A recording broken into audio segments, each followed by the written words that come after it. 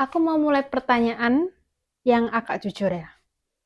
Pernah gak kamu ngerasa hidupmu tuh sebenarnya baik-baik aja, tapi kamu ngerasa ada yang kurang gitu? Atau apa ya, kayak ada yang kurang gitu loh. Bukan karena kamu gagal, bukan karena kamu males, bukan karena apapun ya, tapi karena kamu ngerasa setiap kali kamu berhenti sebentar, kayak berhenti, kamu tuh langsung di otakmu atau di pikiranmu kamu selalu ngerasa atau berpikir, kayaknya aku bisa melakukan lebih deh. Kayaknya harusnya bisa lebih deh ya. Dan anehnya, semakin kamu berusaha, rasa kurang itu malah semakin ada, semakin bertambah gitu loh. Hmm. So, welcome back to Little Growth Notes bareng Minmoy. Hari ini kita bakal ngobrolin soal eh, perasaan kita sebenarnya kita tuh sering banget ngerasain kayak kenapa aku selalu merasa kurang? Why? Kenapa ngerasa kurang, kurang, kurang? Kenapa? Kita hidup di dunia yang ngajarin satu hal terus menerus ya, lebih cepat, lebih tinggi, lebih banyak ya, lebih cepat, lebih tinggi, lebih banyak. Kalau kalian lihat perhatiin di sosial media, kalian nge-scroll dikit udah lihat orang lain dapat ini itu, dapat apa ya, rumah mungkin, mobil, scroll lagi, oh yang ini udah sampai situ, udah punya miliaran, biliur, lalala gitu ya. Yang scroll lagi, yang ini sudah jadi siapa seseorang yang wow gitu ya. Dan tanpa sadar kita tuh sering bikin kesimpulan kayak kayaknya aku ketinggalan deh, berarti aku ketinggalan jauh. Padahal kita juga sendiri nggak tahu berapa harga yang mereka bayar hingga mereka tuh bisa di posisi itu sekarang. Kita cuma lihat hasil akhirnya mereka jadi seperti itu, ya. Dan dari situ aku sendiri juga sadar bahwa rasa aku kurang itu mulai jadi suara tetap di pikirannya kita gitu loh. Di sini di sini ya, itu mikir aku kurang, aku kurang, aku kurang, aku kurang, aku kurang, mau sampai kapan kayak gitu. Kalau kamu sering atau masih ngerasa kayak gini, berarti kalian butuh video ini ya. Aku cuma mau bilang itu bukan tanda kamu gagal. Itu tanda kamu juga peduli sama dirimu sendiri. Tapi masalahnya kita tuh sering banget peduli ke standar yang bukan punyanya kita gitu loh. Kita bahkan nggak sadar bahwa standarku dan standar adik misalnya atau kakak gitu itu beda. Theodore Roosevelt, Theodore Roosevelt, mantan presiden Amerika Serikat ya, pernah bilang comparison is the thief of joy. Perbandingan adalah pencuri kebahagiaan. Kenapa? Karena perbandingan atau membandingkan diri kita dengan yang lain itu bikin kita lupa untuk bilang hidup itu bukan lomba lari, hidup itu bukan lomba siapa cepat dia dapat, enggak. Lomba cepet-cepetan itu enggak. Tapi tiap orang itu punya start yang berbeda-beda dan kita sendiri juga nggak tahu orang ini start dari kapan, nggak ngerti. Tapi kita sendiri tetap berusaha maksa bandingin gitu. Jadi bukan lagi apple to apple, nggak lagi. Nggak jadi orange to orange, tapi jadi salak dan apel. Lah itu kan beda. Kita nggak bisa dibandingin gitu loh guys.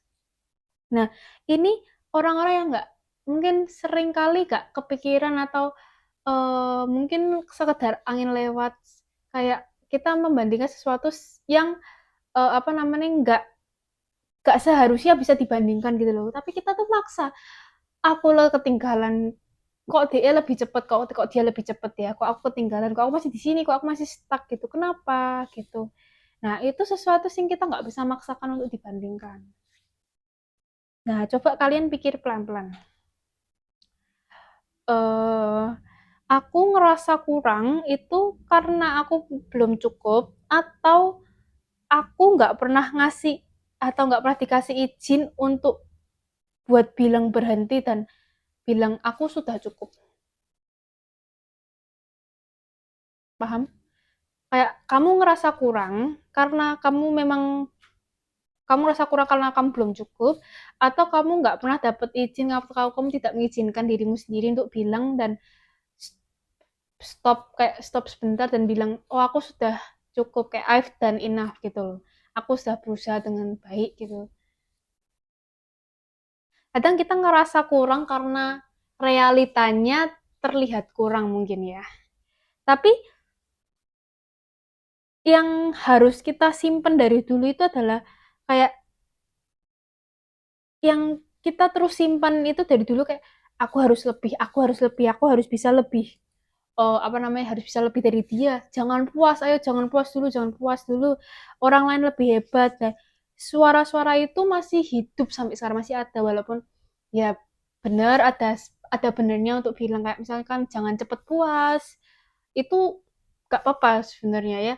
Tapi jangan sampai itu membuat merasa kayak kamu jadi menghajar dirimu, kamu bilang selalu kurang, dan kamu tuh tidak mengapresiasi dirimu yang sebenarnya sudah berusaha banyak gitu loh. Itu kalau misalkan kalian nggak bisa menyeimbangkan antara um, antara memang aku ngerasa kurang dan aku yang terus membandingkan aku kurang kurang kurang kurang terus, itu akan jadi hal yang nggak baik buat diri sendiri juga. Jadi walaupun kita ngerasa bilang jangan puas dulu, jangan cepet puas, itu nggak apa-apa.